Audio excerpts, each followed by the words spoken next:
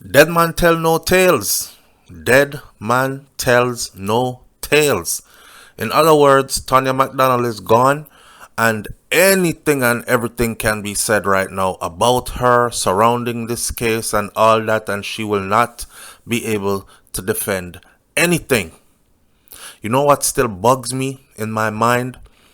The part of this man's testimony when Delin Min testified that while she was being unalived, she screamed out in these exact words, "My mother want me. My mother want me." And you know, it haunts me because I keep thinking, you know, when a mother talk to her child and she said, don't go down there and stop getting in trouble, or stop messing with those people, stop hanging around with them people, they go get you in trouble one day. And now here she is bawling out, say her mother want her. It's like you're seeing your death, but you're hearing your mother calling you. You know, when you're outside a play, or you're down in the banana walk, or cross the street or something, or out a road a kickball, and you hear your mother bawl out your name, Tanya! Tanya! Come, time for you come inside, come eat your dinner. So at that last moment of life, my mother want me, as a blade was being plunged over and over and over. Just feel your chest plate and feel how much bone in there. And then to think that a blade would enter and exit and enter and exit and God.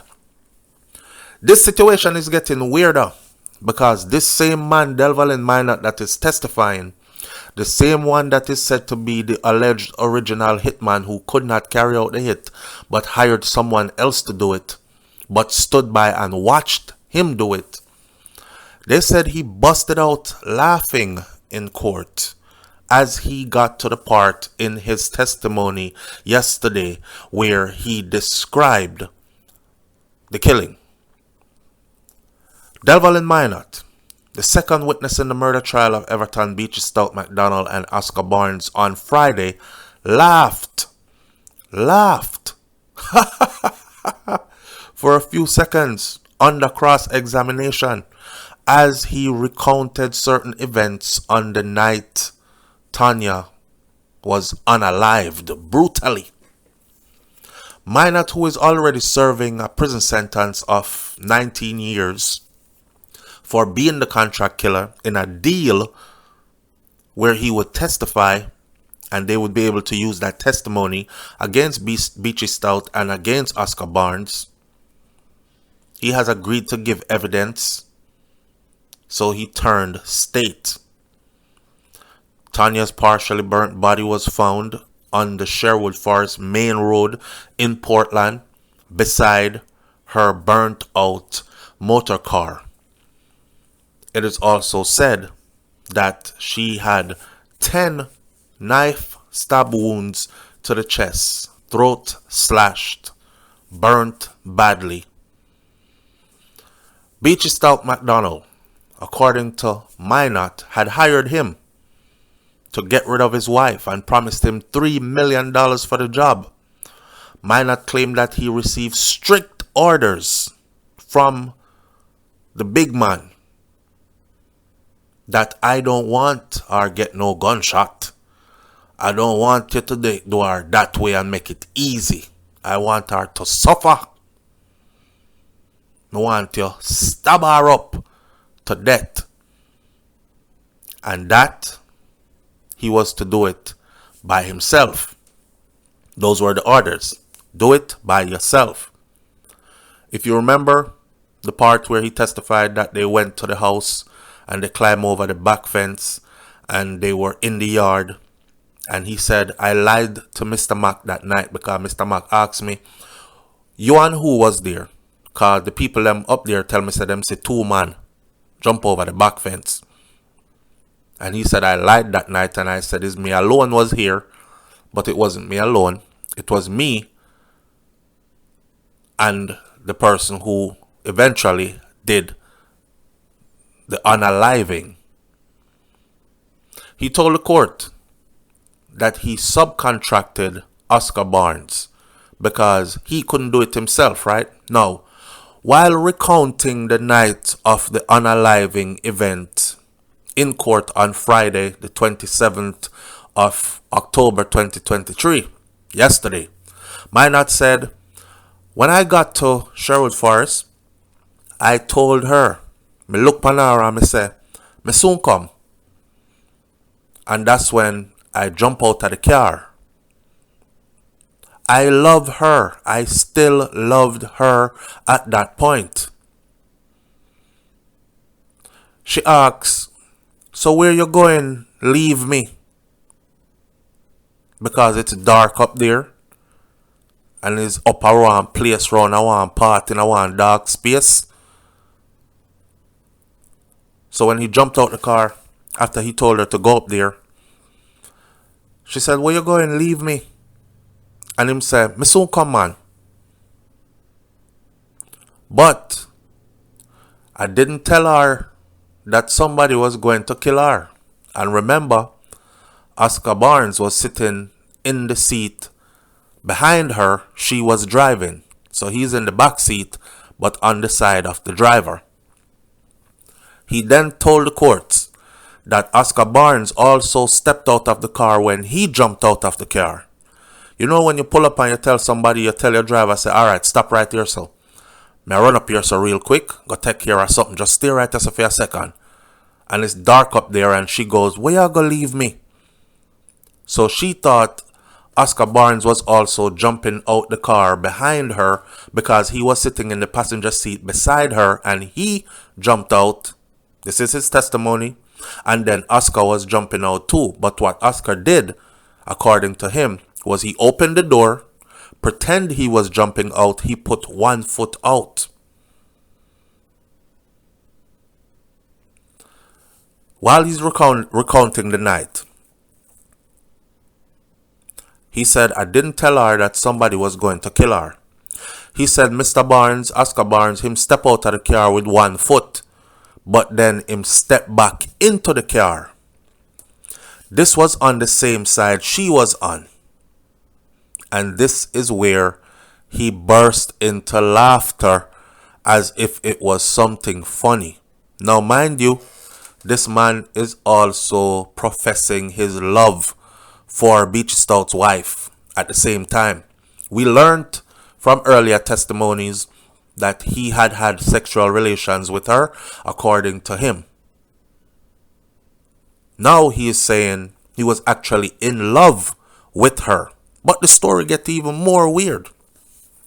Because he testified before that he stood there and watched to make sure it was done properly according to how the big man said he wanted it done. He even testified before that Tanya started to fight so hard for her life, she ended up in the back seat with Oscar Barnes. This was on the same side she was. He bust the door open, pretend he was coming out too, put one foot out, and got back in. Beach Stout's attorney, Mr. Christopher Townsend, now was trying to get from the witness if he found murder to be funny. Because he was like, why are you laughing at this point? This is under cross-examination. And he's asking him, why are you laughing at this point while describing how you guys set her up to murder her? Is this funny? Is murder funny to you? And this is what he... Remember me telling you, this witness is the witness I said is going to throw away the case. And Beachy is going to walk. This is what he said. He said, yes, it is funny to me, if you call it that. Mind you, you're describing a murder, which you have a part of. You set it up to happen. And here you are laughing in court. Yes, it's funny to me, if you call it that. And then he switched gears and said, I never kill a soul. He, Mr. Barnes, had the knife in his right hand. And then he began to stab her. I don't know how many stabs she get. I loved her, but I couldn't do any better.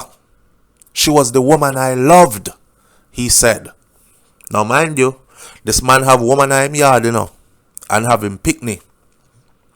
But she, Mr. Beach Stout's wife, was the woman I loved, he said in court. So not only did his earlier testimonies say he had sexual relations with her too, because the story out there is that she was wild. She had multiple partners in men. And it turns out that the man that was hired to take her life was also one of the men. Now I know there are a lot of people saying, I don't believe it because look at him and look at her. I don't believe it. But it's mostly women that are saying that. Okay? The man is here giving a testimony. We weren't there, so we're taking his word for it. And he has absolutely nothing to gain by saying that he was in love with her too. If anything, it matches his story because he said he couldn't do it because they were too close. So now we are finding out what kind of too close they were too close. This is a woman that he had developed feelings for. They had sexual relations. They had multiple encounters of sex. So his feelings was invested. So he couldn't see himself carrying out the killing the way how her husband had wanted it to be done. So he subcontracted somebody else to do it. It's crazy that he's laughing though, describing how she was set up at the very moment. You can just imagine it. This is a graphic testimony. She drive up into this dark spot. Him say, stop right there, so. She stopped. Him jump out the car. Him say, stay right there, so. Me soon come. She said, where y'all go left me? Where you going leave me in the dark right here, so? The other guy is sitting right behind her. He knows enough to make her, throw her off guard by opening the door and putting one foot out too, to make her think, okay, it's both of them going, so I'm just going to be here waiting in the car by myself until they come back, which is not so.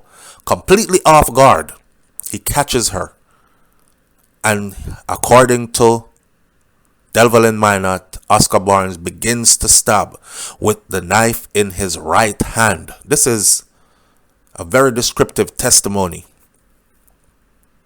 And in the process of that, he laughing and saying, I loved her. This is the woman I loved.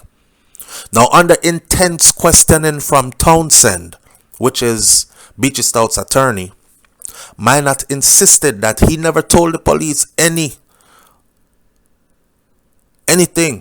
about no two men standing over Tanya with guns in Sherwood Forest. Now, remember, the video we did prior to this list other things, like they asked him, did you tell her that she want the gun that she want to buy, you can get it for 220,000, or that's how much it's gonna cost? And he said, no, me and she never discussed no gun to buy. I didn't say that. The police then put that in the report themselves, and I didn't recognize it because I can't read. So now there is more stuff at this point the attorney is asking him, and he's denying that he ever said that. The attorney asks him, did you ever tell the police anything about two men who were standing over Tanya with guns in Sherwood Forest? He said, no, me never tell the police nothing like that.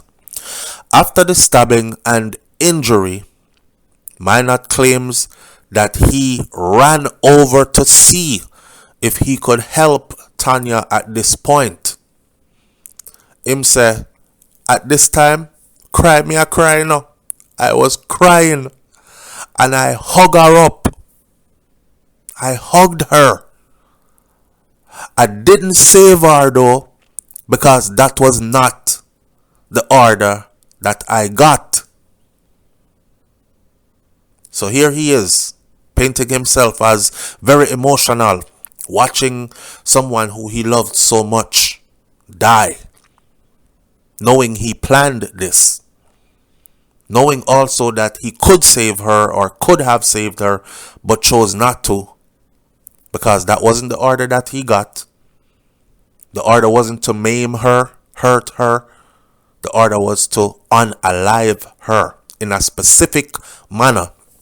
So him run over and give her one last hug. And it bloody up him clothes. I was crying at the time. And I hug her up. He told the court that shortly after that he left the scene. And his clothes was all bloodied up. And him said as he was walking, he saw the police traveling in his direction. And he tried to stop the police them. But the driver did not stop. Townsend pressed Minot now. The attorney is pressing him now about his knowledge of Tanya being in a relationship with a man who goes by the alias name of Dollar Coin. And whether he had an argument with her during which he told her that she was barefaced. Hey girl, you know say you're barefaced. You have policeman. You have the Dollar Coin youth here. You have your husband. You have me. You have this man over here, so and the next man round this. You know, say you're barefaced. Remember, you know, he loves her. Let me tell you what I think is going to happen. Hold on. Let me finish this up first. So Townsend is pressing him at this point, asking him about Dollar Coin. And I remember specifically that name came about when this case first broke. Dollar Coin. And a girl say, yeah man, remember when Dollar Coin trailer go a town and pop off her wig and mash up the car and beat her up. And she drive come back to Portland, back to her husband. So Townsend basically is painting a picture here. He's setting it up, right? Did you and her argue that day? And did you tell her such a barefaced when y'all talked about a man named Dollar Coin she said to be in a relationship with as well? Did y'all have an argument? And did you call her barefaced? He responded and said, we never had an argument. It wasn't no argument. But I did call her barefaced.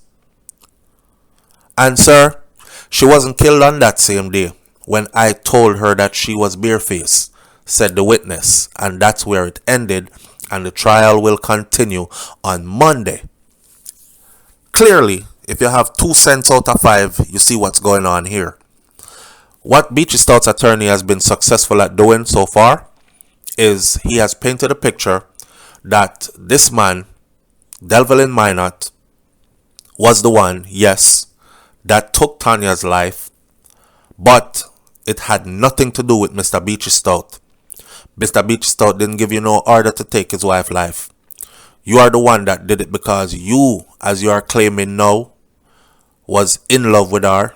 You had a relationship going with her and you wanted her for yourself, but she didn't want you as that because she had other people, the police officer, Dollar Coin, understand? So now you're arguing with her, calling her barefaced, and probably got to the point where you were like, if I can't have you, no one else can. So, Mr. Delin Min, you are the one that did this. And you've already told the court that you did this. So why are you drawing my client, Mr. Beachy Stout, into this? I rest my case. Leave your comments in the comment section below. Tell me what you think about this one. And I'm still predicting that Beachy Stout might very well walk away from this case. Catch y'all on the next video. Hit that subscribe button. I'm out. Peace.